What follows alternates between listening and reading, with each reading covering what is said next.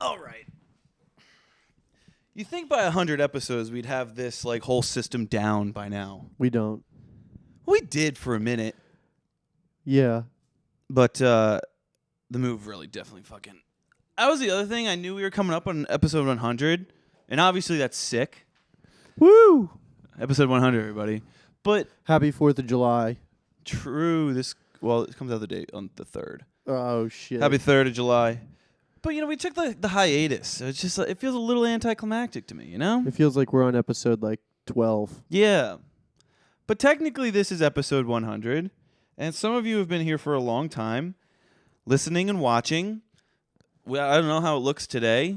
We lost our monitor when we moved to Karl's house, so we can't tell. It's also nighttime. We're usually shooting in the day in here. We got a little candlelight going on. We're obviously dressed for the occasion. Yeah. Yeah, 100 episodes. What do you think I'm dressed like right now? If you had to guess, if you saw me out in the wild, with or without the hat. If I saw you out in the wild. Yeah. Okay, if I'm being honest, if I take your head away, you could pass for like a dude in his 70s or 80s who lives in Florida. Yeah. 100%. Like Going to dinner at the country club. yeah, like a Mr. Seinfeld Yeah. kind of thing. And then at the top, you got the I'm not going to lie. I know you're not going to like this. It's the Silver Lake cowboy thing. Oh, that's fine. Whatever. Not a huge fan of that. What are I you know. gonna do? Listen, I like your hat because it's Viagra Boys. Yeah. I hate that camo is trendy. Yeah. I fucking hate it. Here's why, too. Because when I was a kid, I had camo pants that I would wear all the time. Okay. And then, at some point in my childhood, I, got self-conscious. These aren't cool. Did anybody tell you that they weren't cool? No, but the writing was on the wall. But And your brother and all of his people, they never stopped wearing it. yeah, but it was never cool, you know? It was never LA Silver Lake cool. Maybe it was. It wasn't. That's probably my least favorite Maybe it is. fashion trend. What, you don't camouflage of all things? Yeah, camo or just the general I'm going to pretend I'm dressing like a blue collar worker kind of thing. I just I hate that Carhartt is now trendy cuz Carhartt's a great brand. Man, I fucking love a Carhartt jacket. And although I think they look pretty cool, and obviously everybody else does, because they're quality jackets. And now Yeah. they're just, you know what I mean? I don't know why Carhartt got so popular because there were so many brands that have been doing barn coats like that and work jackets for so long.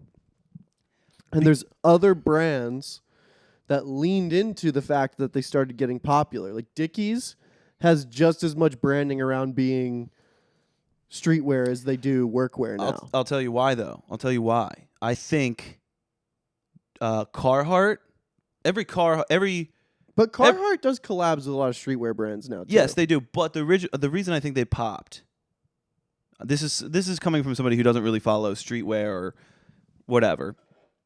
I think my fly's open. I think every You look great. every 50-year-old dude that I know that has a Carhartt jacket, they've had it for 25 years, and it's all ripped up. The outside can get ripped, but it's still warm. Yeah. So I think It's a lot of layers. So I think in the thrift store, distressed. Oh, Everyone yeah. loves a little distressed look. Oh, yeah. So I think that's what it is. I think they stood the test of time, and everyone was like, "Oh shit, look at this distressed jacket." I think that's what it is. This is one of my favorite shirts. I love this shirt. I want to wear this to Ryan's wedding. It's a cool shirt. It's a cool shirt. It's definitely a statement. I am definitely wearing this. The pants is what is Vegas. really making me get the Yeah. the cream. Well, and it's like this. Oh, that belt too. That Oh, yeah. webbing belt, man. That's I love the braided belts, Ugh. man. I'm not a fan of those either. So Yeah. you hate it. Yeah. You hate everything that I'm wearing. I hate from everything head that to toe. Yeah, I'm not really a big fan of your whole vibe tonight, Carl. Yeah.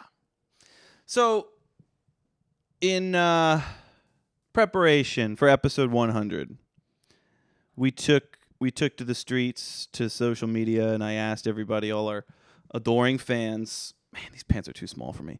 I asked if you guys had questions for us. We've tried to do this before in like the beginning of the podcast, and it was just our friends like trolling us. And don't get me wrong, we got a lot of that, but we got a few solid questions. So we figured we would hit it up and get it going. Let's start with the few that are just our friends trolling that I found entertaining. The salsa and beer ambassador, our buddy AJ, asked me why I was drinking a beer at 5 a.m. because I posted that on our Instagram. He also asked, do you guys want to go bowling for soup soon?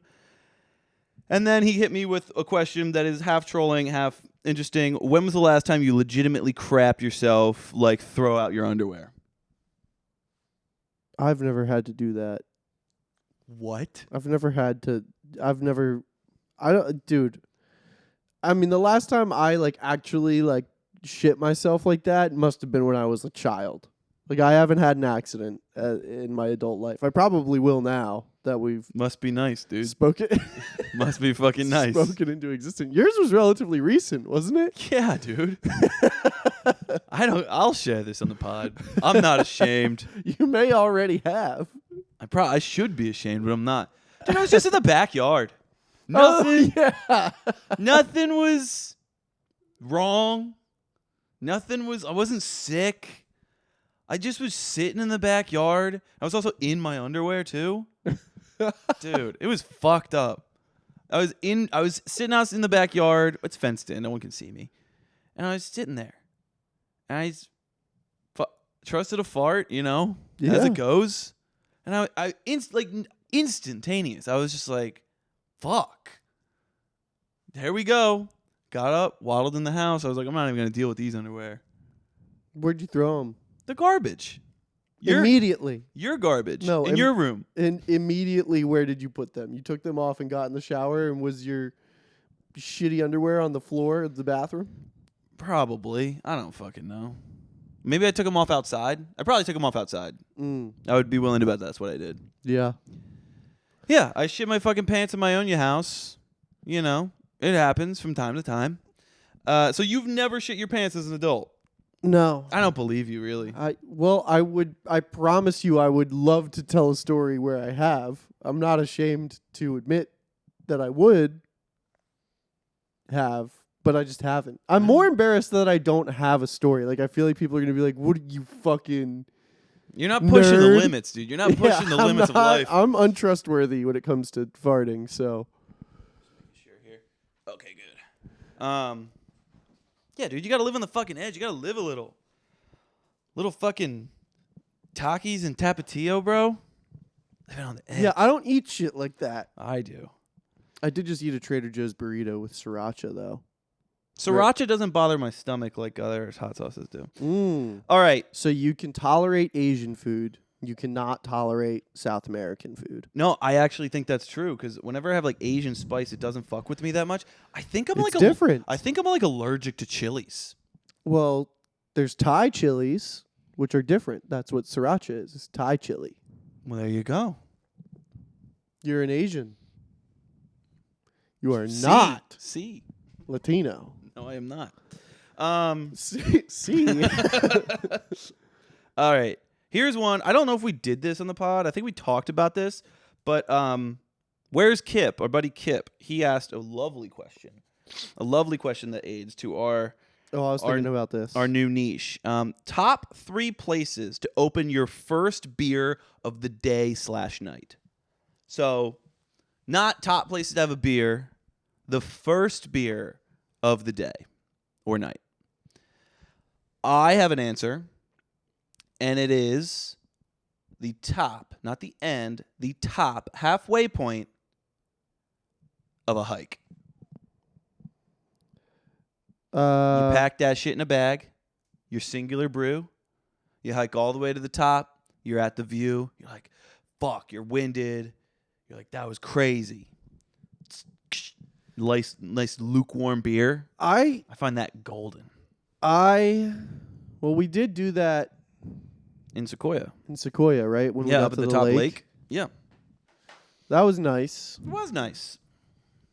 I'm going to put that as my number 3. So my mentality for the whole thing was like, okay, there's like a night of drinking that's going to partake. Yeah. I wasn't thinking about anywhere in the world. Well, actually, I had this specific thought. I was like, I don't want to make this question turn into where in the world would I like to be? Because that coincides a lot with where would I like to open my first beer? It's like, I don't know, fucking Bali, like. Okay, yeah, that's not the question. But what I was gonna say was in and around, generally in water. However, beautiful. I was gonna just say the shower. Ugh. Dude. I'm not going to lie to you. You getting ready to go out, having a beer in the shower? I'm not going to lie to you. I think I might have even sang the praises of the shower beer on this podcast. I'm not a fan. Why? It never feels that refreshing. The juxtaposition between the hot water and the cold beer is good, but it's not my favorite for enjoying the beverage. And then also the second I have a sip of beer, I just like put it on the thing and then I just like have a shower and then I get out and then have a beer. It's like you know what I mean? So you just don't know how to have a shower beer then. You just got to you should just not put it down. You should just drink it. I just like to get out of the shower, just like get on with it. The reason that I like it is because it coincides with a whimsical energy that gets you ready for the night. It's like, all right, I'm going to shower and get ready. I'm going to take a beer with me. I'm going to drink it in the shower. I mean, that's fair. I can get behind that sentiment. The front lawn is a big one. Front lawn's a great one. The roof. I'm just trying to think of my criteria for this was like, what's that moment when you crack it and you go, obviously in the car driving home from work.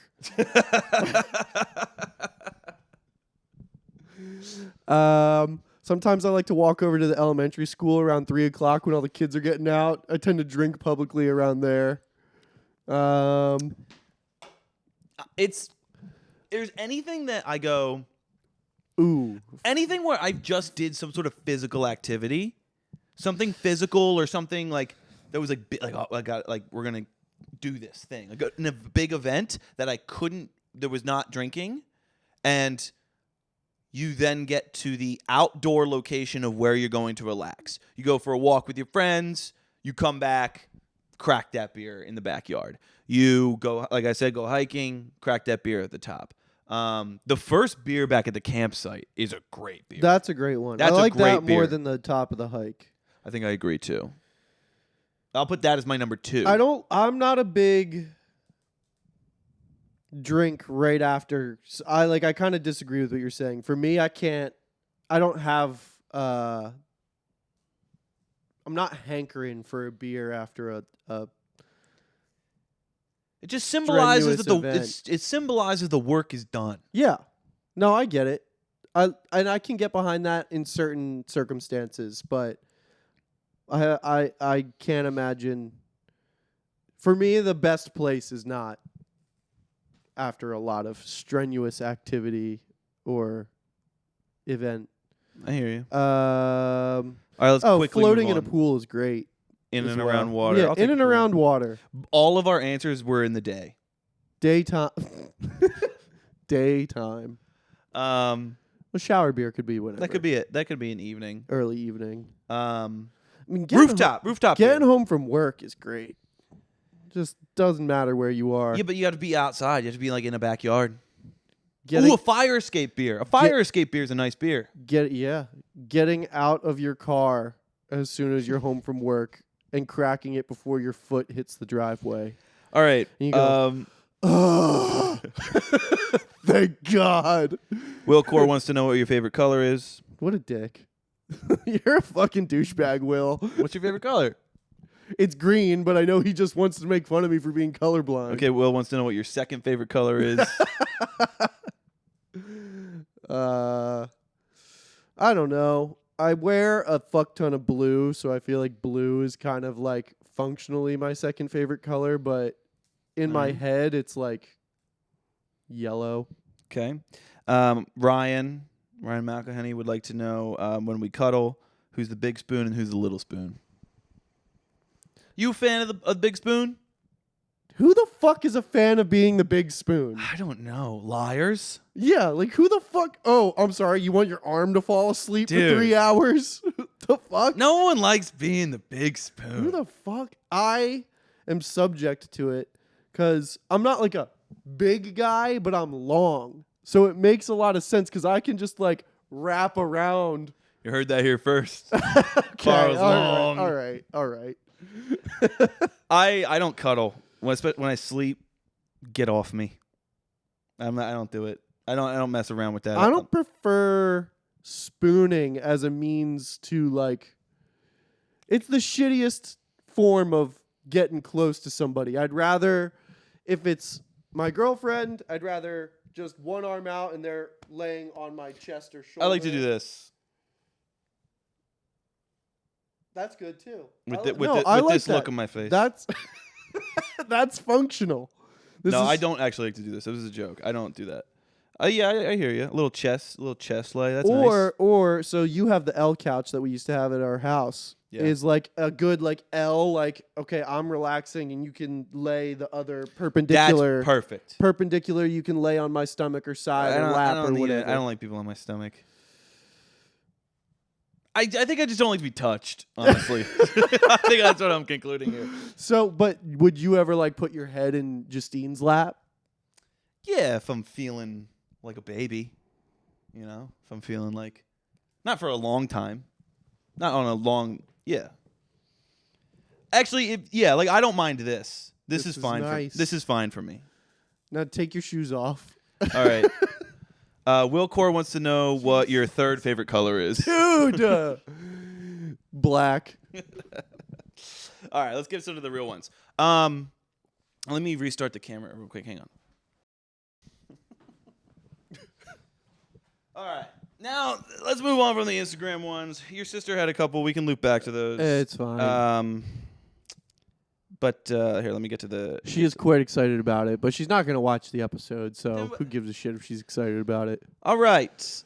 Let's start with a long-term fan, Cosmic Urgency, the millennial. Cosmic Urgency would like to know, what are 5 of your all-time favorite movies? What are 3 fiction books you highly recommend? And what are your 4 favorite songs off Hole's album? Hole is an artist. Live Through This. So I didn't get that question until relatively recent, so I went and skimmed through that album real quick. Sick album. Good album. I had never heard of it. Same thing. Really sick. I'm definitely going to be checking it out. We'll get back to you because I don't want to just go off willy-nilly. We'll take a listen. It's really cool. First impression, I really liked Plump, and I really liked Plump, the story of my life. Fuck. I think it's She Walks on Me. I don't know. But I like the punkier stuff. Anyway, got a suggestion for you. We talked about him before, but Amyl and the Sniffers. Is it Amyl or Amy? Amyl. Oh. I can't read. Amyl. Yeah, Amyl and the Sniffers. Like, the harder stuff on the whole album reminded me of that, mostly because it's like a blonde female singer, but like, it was cool. I liked it. Okay. The movies, and what was the other one? 3 fiction books that you like. I'm going to stop you right there. I don't really read. I'm not a big reader. I'm an audiobook guy, but when I do audiobooks, it's very rarely fiction. The only fiction book, this is a funny story. The only fiction book that I've read in the past decade was Clockwork Orange. You remember when I tried to read that? Yeah, did you ever finish it? No. I have like a very small amount left. I don't know why I put it down. But let's put it this way. I hadn't read a book in a very long time. And it had been years since I like sat down for leisure, and then it was after college, so I hadn't really read much. Like I said, I'm an audiobook guy. I haven't read books. And I tried to read Clockwork Orange. I was like, I'm going to read this book. And if you've ever read it, it's like in a different fucking language. You know, there's so much fake slang in that book, and it's written in a very interesting way. But I read the first page, and I hadn't read a book in so long. I was like, oh my God, I'm so fucked. Like, I can't read. I was like, I can't read. I forgot how to fucking read. And I think I literally came to Karl. I was like, I need you to read this and tell me if you can understand it. And then you were like, whoa, that's really crazy. Now, it's a cool book, and it's a cool read because once you know that that's going to be the case, right? I might need to take this off. I'm fucking sweating. It is hot in here. Once you know that the book has just all this crazy slang that isn't real and you're not supposed to know what it means, and it's like, okay, and then you just end up using context clues, and it's written really well where the context clues are there, but all the words are nonsense. So it's a very interesting read. So that's my favorite fiction book that I've read. And other than that, like, I don't read a lot of fiction. Honestly, the last book I listened to was Tom Segura's book. I thought Tom Segura's book was fucking hilarious. Oh, I read a collection of Stephen King short stories. That was really cool. Yeah. I think, hang on. So here's some books that I've read that are fiction. Wait. I want to make a point about horror books. I think that shit's so cool. It's so interesting to watch that like world unfold in front of your eyes, and like you're doing the unfolding because you're reading. They're way like, better than horror movies. Horror movies, it's like happening at you, and then horror books, you're like kind of signing on to like wanting it. You know what I mean? I also feel like I've gotten there's no jump scares either. Very, very terrified from. Well, it's just one book, and it's Misery, which is also by Stephen King. That guy's just a fucking genius, honestly. Is Misery the one where the dude gets kidnapped or the girl kidnaps the dude and says, finish it?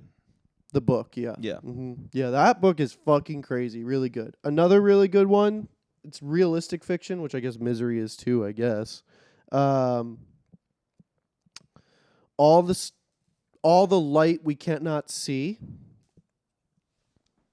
Pulitzer Prize winner. Fucking unbelievably sad and gripping book. It's also beautifully written. It's about, they actually made a show out of it on Netflix. The show is fucking garbage. It's not even like a fucking, what's a movie that we like that's based on a book?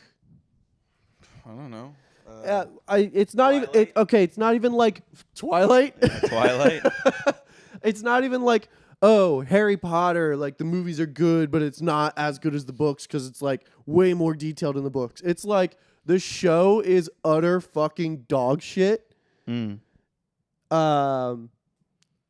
Mark Ruffalo does the poorest excuse for a French accent I've ever heard. It's fucking bad. And the book is one of the best books I've ever read, period. Always will be. I've read it twice. It's awesome. I also like Rick Rubin's book. It's nonfiction, but that's a book. I talked about it on here before. Like I said, I don't read, bro. Another book that I liked was, now we're getting back into like younger years of my life, but The Car was really good, which is about this kid who inherits like a kit car, and I guess like both his parents are dead, and he starts driving across the country, and he like meets some older guy that used to be like a CIA agent, and they like become friends. I read this a long time ago. It's by Gary Paulson, which the name sounds very, very familiar. I'm pretty sure he's written a lot of like really cool shit. Yeah, Misery is up there. So yeah, that's probably my top 3. I also used to read this series called House of the Scorpion. That book was crazy. That was like kind of like a adolescent fucked up thing about like a futuristic cartel, and this cartel leader like clones kids and has his slaves raise them as their own until he needs their organs to survive, and then he kills them and harvests their organs. And that was a good book. I'm looking up. Gary Paulson. No, I'm just looking on Amazon, my Amazon suggested books to see if there's anything I missed. The War of Art, not nonfiction. It's nonfiction. It's not fiction, but I was a fan of it. What does that say? Okay. There was a book though I remember really enjoying when I was pretty young. Oh, Gary Paulson also wrote Hatchet. Remember that book? Oh yeah, I remember Hatchet. Yeah. So he wrote The Car as well. Into the Wild was solid book. What else did we have to read in school? I never read Into the Wild, but I never saw the movie. Neither did I. We had to read Catcher in the Rye. That's Catcher in the Rye is the one where the 17-year-old fucks a prostitute, right? He wanders off on his own. Something like that. He says fuck a lot. Every kid has to read it. What's his name? Dick? I don't know. It's something weird. I read a book when I was younger. Holden Crawford. Holden. About the Lindenberg kidnapping. You ever hear about that? Holden Caulfield. Yeah, I was right. Look at that. Well, I said saying Crawford, but okay. You ever hear that Lindenberg kidnapping? I do know about it, but I can't remember the details. That was the first that was the first book I was suggested to me. I was young. I was probably like 13, 14, and it was a big thick ass book, and I read it. It was just all about the story of the Lindenberg kidnapping. Pretty interesting. I don't remember much about it now, but okay, and then the last part, the movies. Fucking 5 movies? We don't have time for 5 fucking movies each. I said The fucking Departed last week, and you said The Departed was a telenovela, so you're an idiot, by the way. Come on, that movie's fucking gas, dude. It's crazy, dude. Okay, just rapid fire. Unless what you're saying is you love telenovelas more than anything and you think they're great. In that case, yeah, it's fucking telenovela. But if you're saying... Is that how you say that word, right? Am I saying that right? Yeah, sure. Yeah. But if you are saying that, like, The Departed is over-dramatic and silly the way that soap operas are, then you're a crazy person. Let me look this up. Because obviously it's a dramatic movie. It's a drama. But it's fucking amazing. I'm going to go rapid fire because I don't have time to really think about it. Inglourious Bastards, The Departed. The Big Short is a good one for me. I love The Big Short whenever I'm thinking about movies I really, really love. I like that one.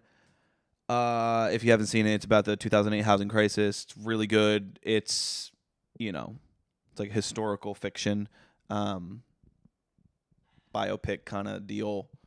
Also, one I recently watched, and this could segue me into a whole ass conversation, but I recently watched it again. I've seen this documentary legitimately probably 4 or 5 times. It's called The Valley Uprising. It is about the birth of rock climbing in Yosemite.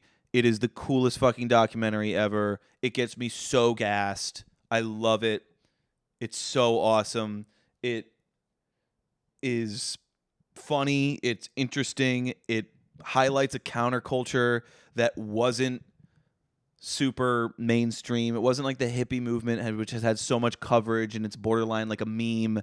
It was a true counterculture movement that manifested in an extreme, dangerous sport, and it literally paved the path in Yosemite. It's the Yosemite Valley, this small place, square mileage wise. It paved the path for an international glorified sport. It's fucking awesome. The Valley Uprising, and I don't know how many that was. What other movies do I like? Ocean's 11. Ocean's 11's good. Transformers. all Marvel movies after Any? Infinity War. Is there any other Scorsese movies that you love more than The Departed? You like any Christopher Nolan movies a I lot? loved Oppenheimer. I thought Oppenheimer was. I was blown away by Oppenheimer. Did you like Inception or Interstellar? I loved Interstellar. I loved Interstellar. I've never seen Inception. Wow. I just rewatched it 2 days ago because it was on at work. That movie, now that it's like more easy to grasp, it is so fucking good. It's really sick. Christopher Nolan just has, there's a million things you can say about directors and why they're amazing, but Christopher Nolan has one of the best imaginations ever. He is the way that he takes a concept and tells a story around oh, this movie is about this phenomenon, right? And then he writes a whole story about whatever that is. In Interstellar, it was like space travel and time and the laws of physics in space. In Inception, it's dreams. The Prestige, it's magic. In Batman, it's crime fighting. But he does such a cool job of harnessing a mood and tone around those phenomenons and telling a story. It's so sick. Hereditary. Oh yeah, that's insane. 310 to Yuma. Great flick. I don't know if I could put that in my top 5. No, it's one of mine. Yeah, really. Yeah, well, my dad and I watched that for the first time together, and it's also just fucking sick. It It's holds a sick up. movie. It It's a holds good up. fucking movie. Christian Bale's a fucking killer, dude. He's so good.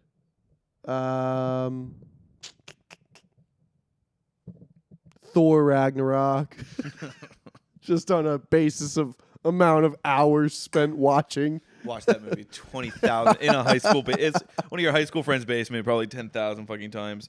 I don't need to do any more movies. All right, cool. I don't know. Listen, we do movies a lot, but I appreciate you for answering. No, yeah, that was a great couple of questions. All right. The Golden Child, 23. Relatively new fan. Quite the homie. The Golden Child, 23. It says, I could swear I posted here. Anyway, what are your thoughts on Ozempic and whether dad bods are losing favor culturally? I also know that you posted here. I think I found it somewhere. You sent me a picture of the full post. Oh. Okay, here we go. Yeah. He asked 3 questions. What do you think about the shift away from body positivity over the past year and back into an obsession with peak fitness control being Ozempic thin? What would it take to make dad bods popular again? Or are they actually still in style? Let's start with that one. I don't fucking know. I think that when you said that, I don't necessarily really know why. I might be able to come up with something and pull it out of my ass, but I have noticed that there's a much bigger push for fitness. If I have to take a guess, maybe I don't necessarily.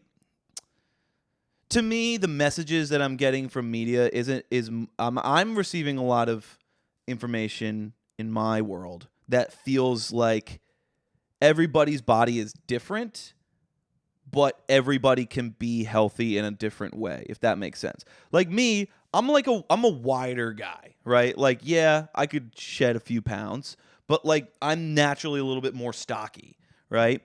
And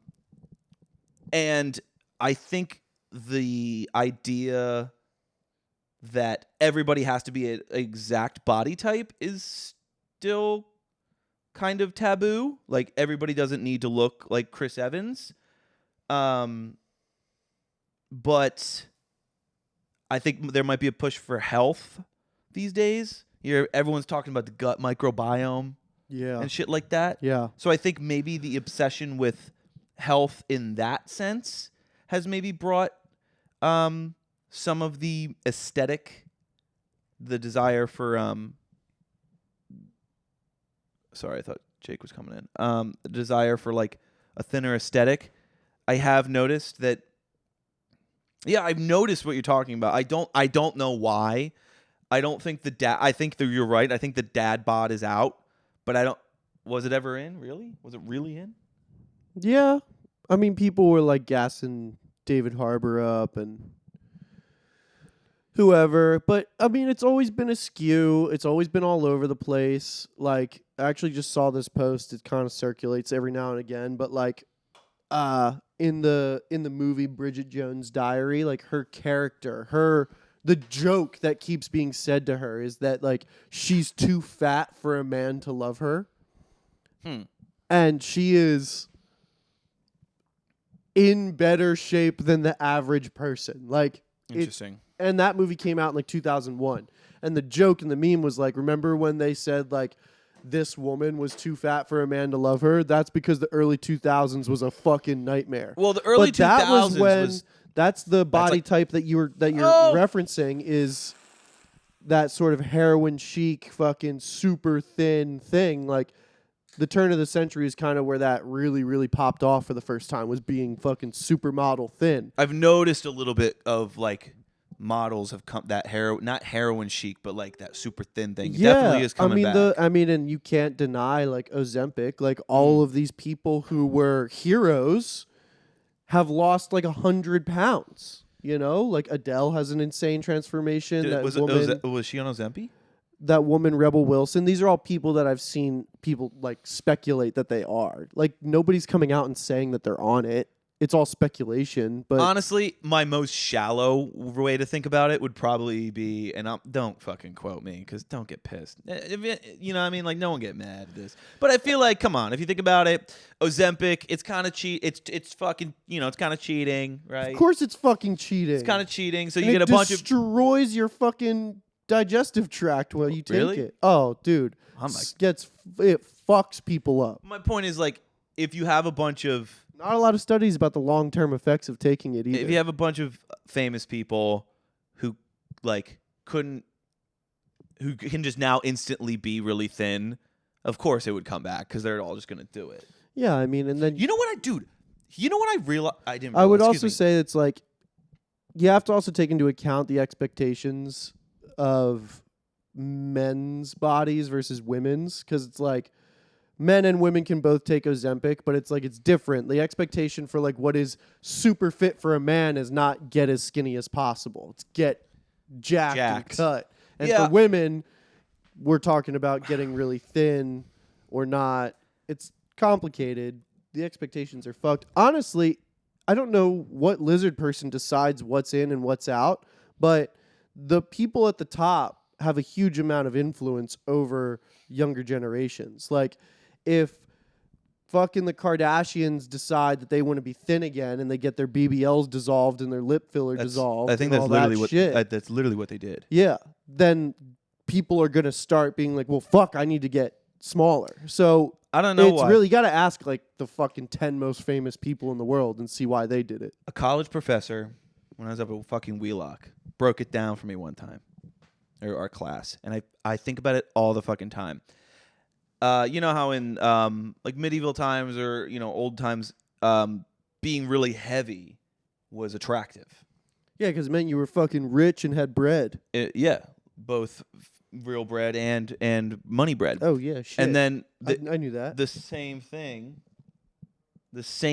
is true about skinny and fit people in the modern era. It's a representation of wealth and leisure. It means that you have a lifestyle where you can spend X amount of days and months or hours in the gym a week. It means that you can spend 5 days a week at the gym. Yeah. And you probably have your nutritionist. You can eat right. And you can eat right, which healthy groceries are expensive. And you have the time to prepare all those things. You're eating fucking fast food because it's the only thing that you can afford, and you're running from job to job. It's a status and wealth thing. Isn't that kind of interesting? It's like, I would say you and I are in pretty average shape. Neither of us are obese. You know what I mean? I'm pretty heavy these days. Getting up there. we also are somewhat active people, but we both work a lot. If you and I wanted to get fucking insanely jacked, I'm not talking like steroids, but like 12% body fat and under, fucking cut, muscular, it would be difficult as fuck. Because you and I both work 2 jobs. We got a lot of other shit going on. Yeah, I It's mean, tough. sure. We I don't know. We don't have the ability to show signs of that lifestyle that you're speaking of. That's what I'm saying. I'm not going to say about what everybody feels because obviously like certain people feel a lot more pressure. For me, I'm of the mentality, my personal mentality, and what I think I hear a lot of other people sharing is now Karl and I, if we both worked out and we were on the like to work out, we're not going to work out the same. Our workout programs should and will be different, but also like our peak physique, whatever that is, will look totally different. Oh yeah, 100%. So to me, I think there's a push for health and being strong or fit, but it feels like maybe there's a less of a push for you must have huge pecs. Like Karl's a little bit taller, and Karl can be like lanky and like really cut, and then I can be a little bit beefier and like really like big, and both are looked at as like those two people are in shape, but they're different kinds of in shape. Right. Does that make sense? I mean, that's the ideal way that everybody should look at it. That's how I look at it. I mean, I think that's great. It's amazing. I don't think that's 100% of how people see things. Definitely not. Unfortunately, I feel like there still is like a standard for what people should or shouldn't look like, which is sad, but I think that's the truth. And to answer your question, put a little bow on top. We have no fucking idea. Yeah. All right. What do you think the possibilities of ChatGPT and other AI tools are for yourselves? I'm going to rip through this one because I feel like we've covered ChatGPT and a little bit. I don't really have much to say, to be Karl honest. doesn't use it. I use it.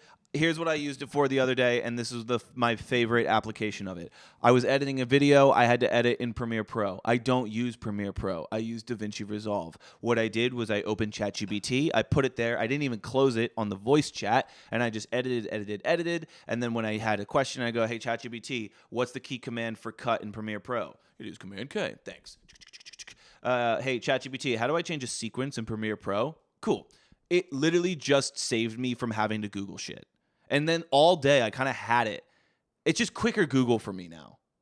Honestly, it's quicker Google is how I use it. That's awesome. It's great. All right, because we got to get going here. What's your dream travel / foodie destination? Recently, I've been really dream foodie travel destination, domestically or abroad. Domestically, I've never been to Texas. I want to fucking chow down on some Texas barbecue. Where the fuck else in the United States would you want to go? Louisiana. Yeah, I guess. I'm way more interested in barbecue than I am bayou food, honestly. But I do love seafood, so, I mean, I would say, like,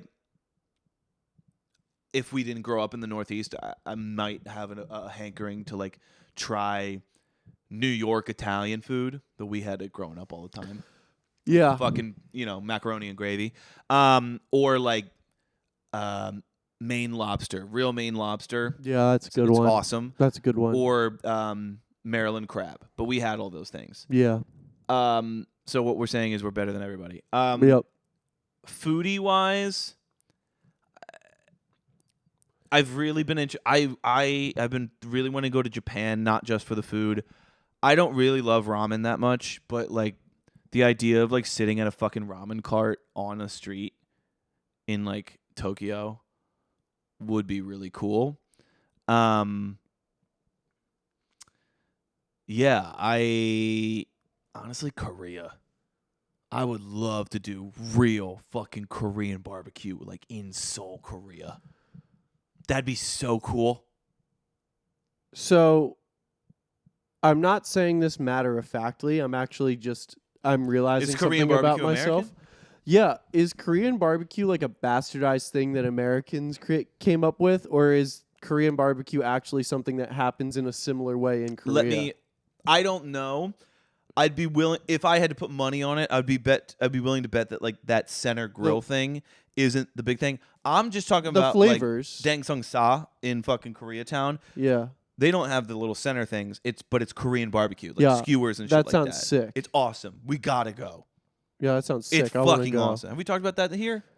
I don't know if Definitely. on the podcast. No, we but definitely have because I think I remember saying I don't mind blowing it up. It's like dark and dingy and fucking sick. Okay, powering through. Wait. Oh, sorry. Go ahead. Well, okay. So I agree with Texas domestically for sure. And then I just went to Italy. That was sick. Big dream come true. That was amazing food wise. Like just awesome the whole time. I really want to go to. I mean, yeah, Japan would be fucking sick. If I'm just talking about where to go for like, if I'm going for like food, that would be awesome. Or like Greece or Croatia, lots of like fish and like Mediterranean style stuff. That'd be sick. That'd be cool. Ooh, India. Oh yeah, Indian dude. food is so fucking good. Yeah, the but you can't eat flavors- the food in India. It'll kill you. You'll What do you mean? die. It'll be all right. No, Like me personally, or more than 50% of people shit publicly every day in India, dude. oh, dude, but Indian food's so good. The flavors are like nothing else. It's just so It is insane. wild. You go to I a good. love a good butter chicken or tikka masala, and those are just the basic ones. What was the things we had at that fucking place? They blew up in your fucking mouth. What were they called? Oh, Orbeez. Yeah, I don't know what they were, but there's these like hard pastries, and they're filled with this like Juice. minty juice, fucking citrusy thing. And the lady who ran the restaurant manager or owner, she was so kind. And when I Not first blue went, enough. what's up? Said not blue enough. When I first went there, I went to this Indian restaurant, and this woman was super, super kind. My girlfriend Justine and I went, and I was like, listen, I don't really eat Indian food. She asked me, she's like, are you familiar with Indian food?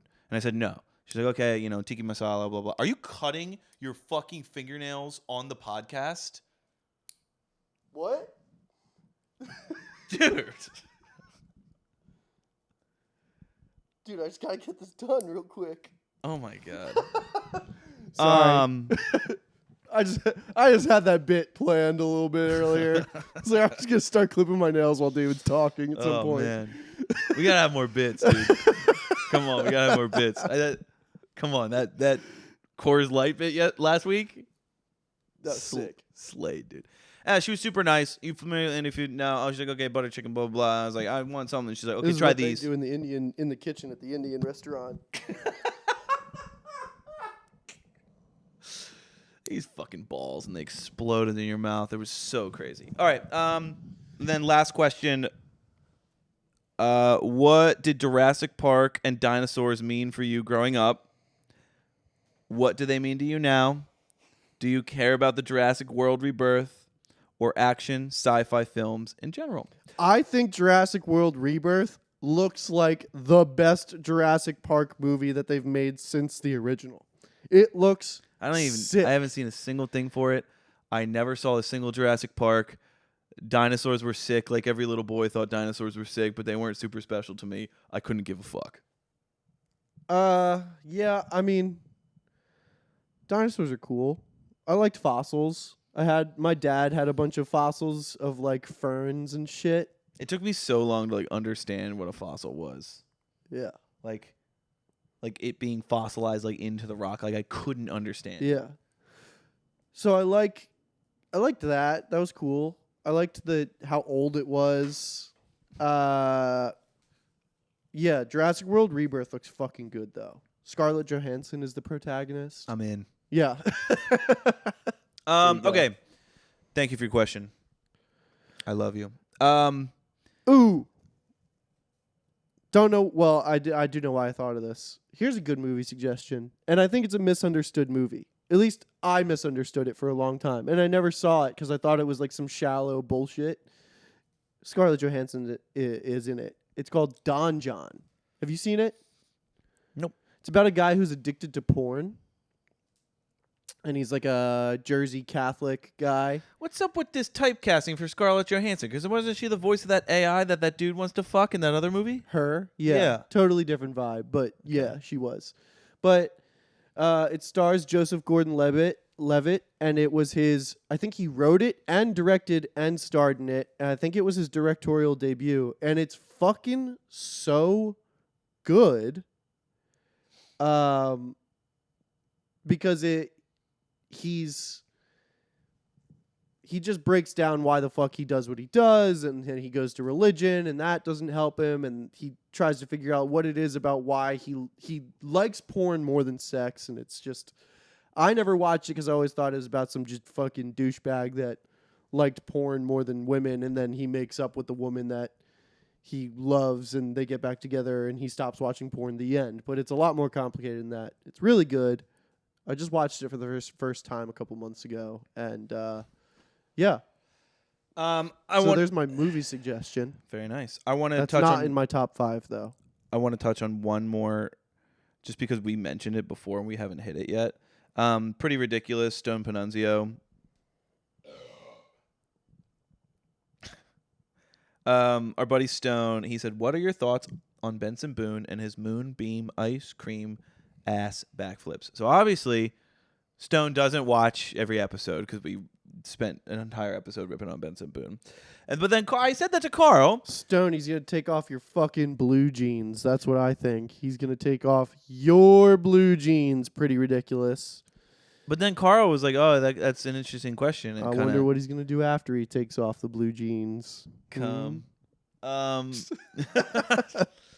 was like, "Oh yeah, it aids to the question of like the state of music." And well, I'll let you say it. I won't misquote you. You said something about. Never mind. I was gonna fucking.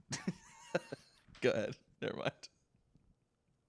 So, I said that songwriting has gotten to a place where it's like quite shallow and people don't really say much. And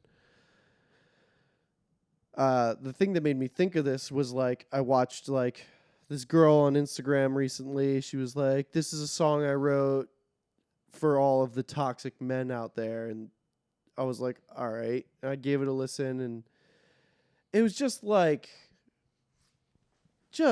the most basic examples of like a dude not showing up for a girl properly.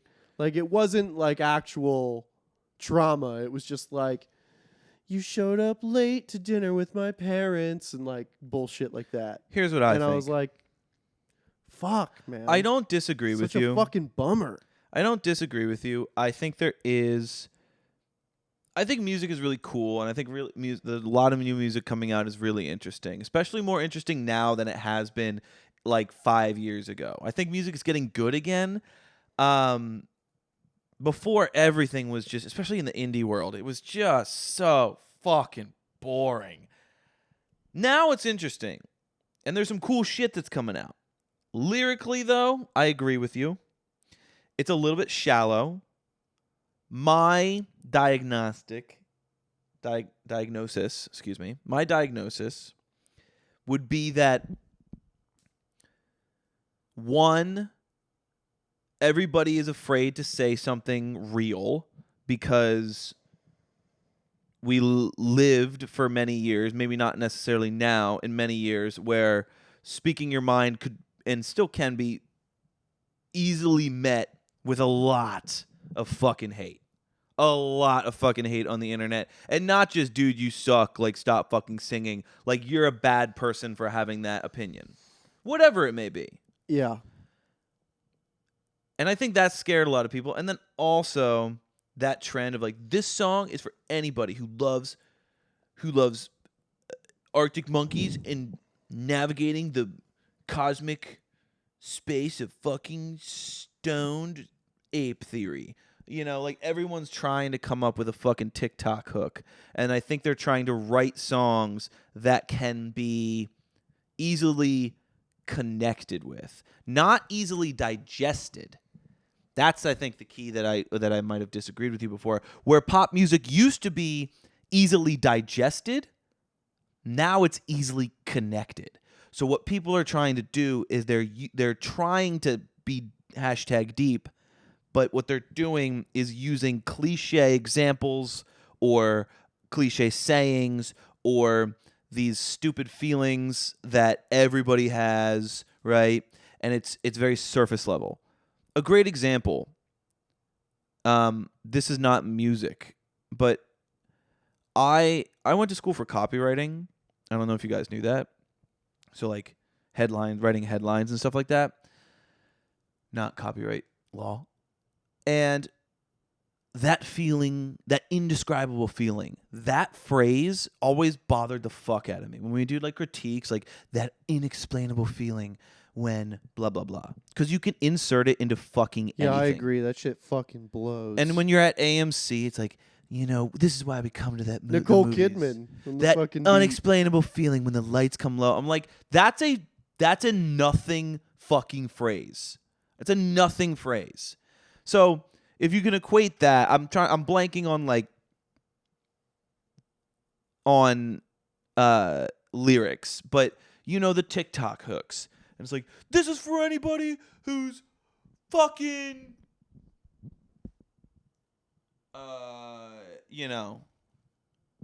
Gen Z, but feels like they should have been born in another era. I wanna be living in the 70s. Oh, right? Jesus Christ. I just made that up. But that could totally be a fucking TikTok. You know what I mean? And so it's like you have these... They're trying to write for the TikTok hook. Now, this is not to say that... yeah, remember that fucking guy? Bryce the Savage or Savage Bryce. Oh my God. Bryce Savage. That guy. That guy was the king of that shit, dude. He literally was like, you ever meet a girl? You ever met a girl who's looks sweet, but she's actually got a dirty mind? And then the hook is, she looks so sweet, but got a dirty little mind. Dude, that shit was, yes. That guy's crazy. That's what everybody's doing. That guy's crazy. Oh my God, let's see what he's up to. No, we're at a fucking hour. Bryce Savage. Come on, Bryce. Yeah, so I think maybe that's what's happening. We're gonna get copyrighted again. Jesus Christ. 537,000 followers. I mean, we're losers compared to this guy, really. Yeah. 11 exclusive. If you want access I don't care to about 11, this dude, bro. I don't care about Bryce Savage. I don't. How about this? Do you think that... Just click the link below. Do you think that TikTok and do you think people writing for the promotion is killing a lot of music?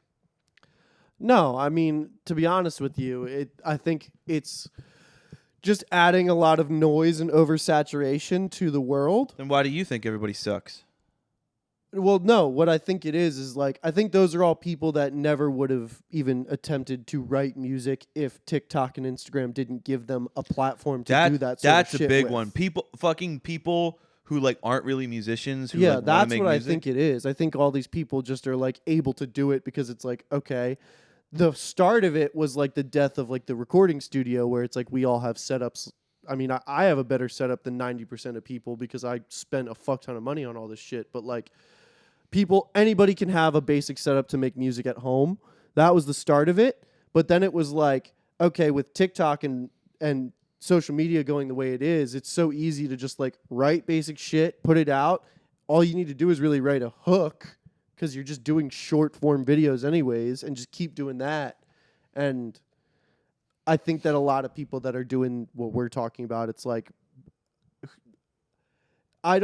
Bryce Savage, who knows, maybe he's actually a little bit of a talented guy and he would write completely different music if he didn't hit a stride with that formula. But I think that formula created that sort of thing and it made a lot more people do this sort of thing.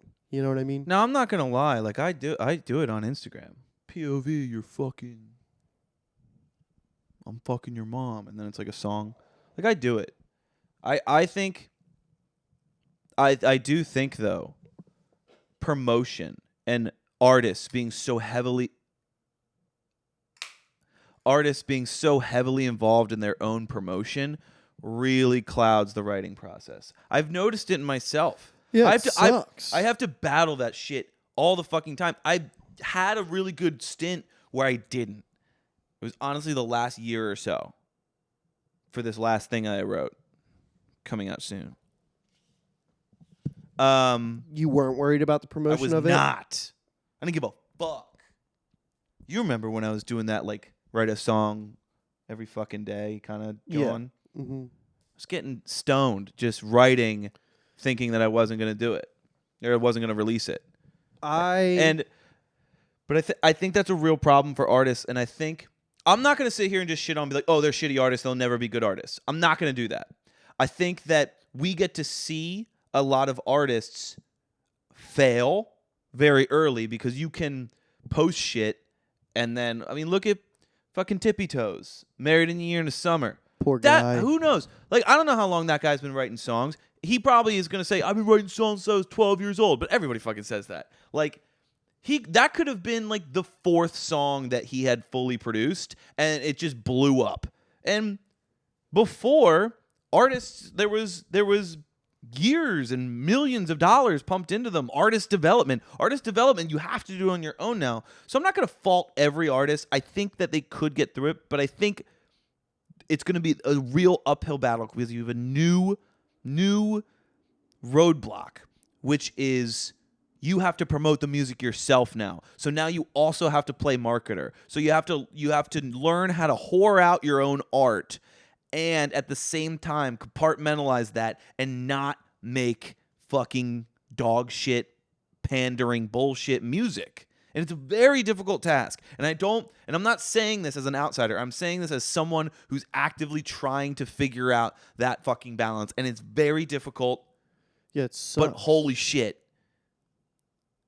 Just stop writing shit for the TikTok fucking, Yeah. Bryce Savage, buddy.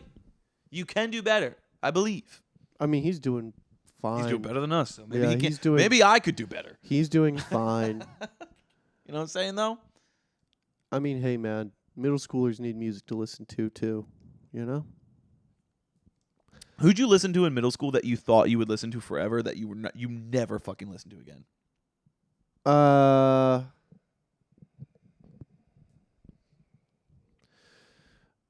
XXYYXX. 6. Yeah, but if I say 6, somebody's gonna fucking look it up. Yeah, I know what you mean. Yeah, that was some cool music. When I was Jukebox the Ghost. I was gonna say Jukebox the Ghost. I don't know what it was, but something about being 14 years old. Jukebox the Ghost was so cool. But I also listened to a lot of. I was gonna say Snarky Puppy. I never listen to Snarky Puppy anymore. I still do, but I listen to like a pretty deep cut frequently. I listened to this one live album that they did with the Metropolitan Orchestra, which is like a big 40-person orchestra, and they only did 5 songs with them, and I love that album. It's really good. Snarky Puppy is a jazz fusion band. I don't not listen to Snarky Puppy. Like the other ones, now I go back and I'm like, this music is kind of lame. I go back and I listen to Snarky Puppy. It's not lame. It's very cool. It's insane. It's not what we're into anymore. Yeah, it's just not my cup of tea these days. Bad, Not Good was one that stuck around for me. Bad, Not Good fell off for me. I didn't like the direction they went. I liked the more hip hop stuff. They went more jazz. This new album is sick, though. Did you listen to it? No. The mid spiral stuff. It's really good. I used to listen to Turnstile all the fucking time. When they were like pretty much just a hardcore band. Now they're going a little more pop. Again, that's just like a progression of the band that I didn't love. I'll say this before we hop off because we're going a long time here. Although I just said that about Turnstile, and I was like, they're going in a direction that I don't love.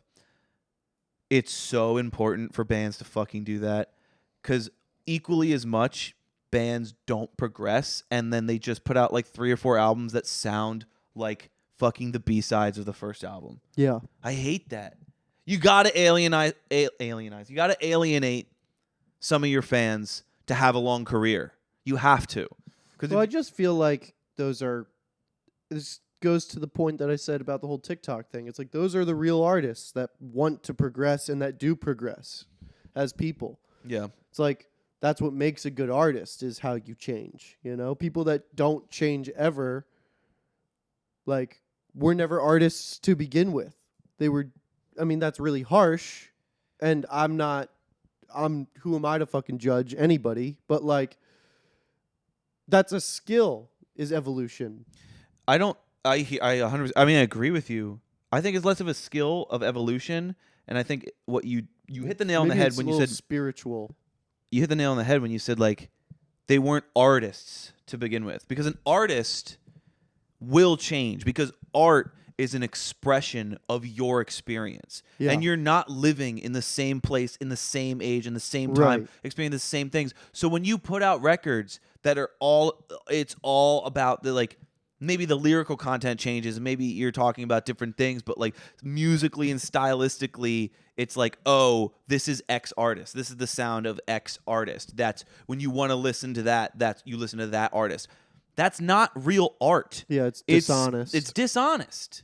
You need, because I'd rather get a fucking left turn from an artist, because it shows me that the things that they're making are true and pure. Stop giving me this formulaic thing. No, that's when people shit on pop music. It's like, oh, it's all formulaic bullshit. And I think some people say that, and they're equating that to simplistic music. Simplistic, I don't mean that by simplistic. I write a lot of songs that are fucking 2 chords only, right? It's repetitive. The repetitiveness isn't what makes it formulaic or whatever. It's just not pure. I watched somebody that summed up Benson Boone so well, and it was the music reeks of just not wanting to say too much. They want to include everybody as an artist, so there is zero niche whatsoever with it. And that's a problem. You need to garner some sort of a culture around what you're saying. If you don't, then you're just doing nothing for no one. Yeah, but then you have on the other side of the coin, there's plenty of people on the internet and on social media trying to do that because they watched one fucking Jesse Cannon video. Shout out Jesse Cannon, love him. Who?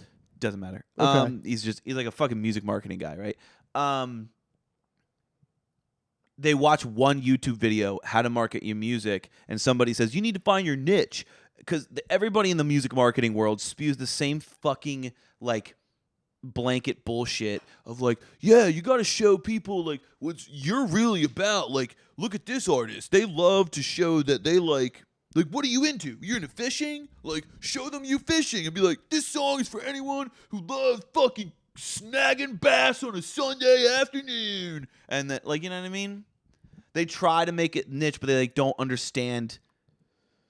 You cannot fabricate your niche. Your niche is whatever the fuck it is. At the end of the day, we're talking about something that's nuanced and that is like the essence of what art is. And I've always thought that this is kind of like a sixth sense that like the general public has, where it's like we just know what authenticity is. It's 100% a sixth sense. You can't quantify it, because when you sit down, it's like, why is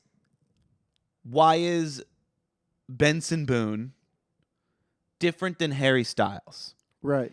Both pop, both the same kind of thing, both relatively the same production value, dare I say? I don't really Absolutely. I mean, I'd say that the producers that Harry's working Are with more creative. Yeah. Why is it different? What about it is? You can't. Right. It's just like you go, I don't know. It's just fucking different. Yeah, 100%. And also, if you're like, oh, you like Harry Styles? Yeah, Harry Styles has some fucking good songs, maybe we are buffoons, and maybe that there is a quantifiable marketing element that we don't understand, but I think that it's just, I think that people just understand that innately. There's not. Listen, we live in Los Angeles. We have a lot of friends. We're experts on culture. We're experts. Listen to us. No, we have a lot. We have a lot of friends who are in the music industry. Now they're low in the rankings because they're all young and they're getting out of college, right? And they're working their way up, but they're learning a lot in the past few years here. every single one I talk to, nobody knows how to break an artist. And if they knew how to break an artist, they would have cracked that code you're talking about. I feel like, yeah, there was probably a code 30 years ago. Well, because they owned every fucking radio station Yeah. and every avenue, and you only had the music that they chose. And they chose good music too. To be honest with you, the DJs did their jobs. You know, shit. Let's end this bitch. Oh, yeah. Let's Good ending. That's a good one. You want to end on something else? No. I'm being serious. Oh. I'm not being sarcastic. I like that. Guys, my song's going to, after talking about all this, my song is Park Yourself is going to be coming out at the end of July. I will give you an exact date when I upload it later tonight. It's coming out. We did an awesome music video. It's really awesome. I'm very proud of it. Honestly, on what we were talking about, I'll talk about it more on a different episode, but it really was a pure creative expression. It's exciting. I can say that wholeheartedly. And I know this is it's a little bit sappy. I hope this doesn't come off like me just trying to sell something here. Who gives a shit? This song really was a pure creative juice just flowing out. And then the music video was a little bit different. It did require a lot of logistical shit, but as it should. The day of the shoot, improvise a fucking music video. A lot of the shit that came out and that ended up in the music video was fully fucking improv. I'm very proud of this thing, and I'm kind of counting on you guys to fucking help me with this thing. Rip it up. We'll talk about it more later, but love you all. Thank you for the questions. Episode 100, the Nobody Loves You podcast. See ya. Dude.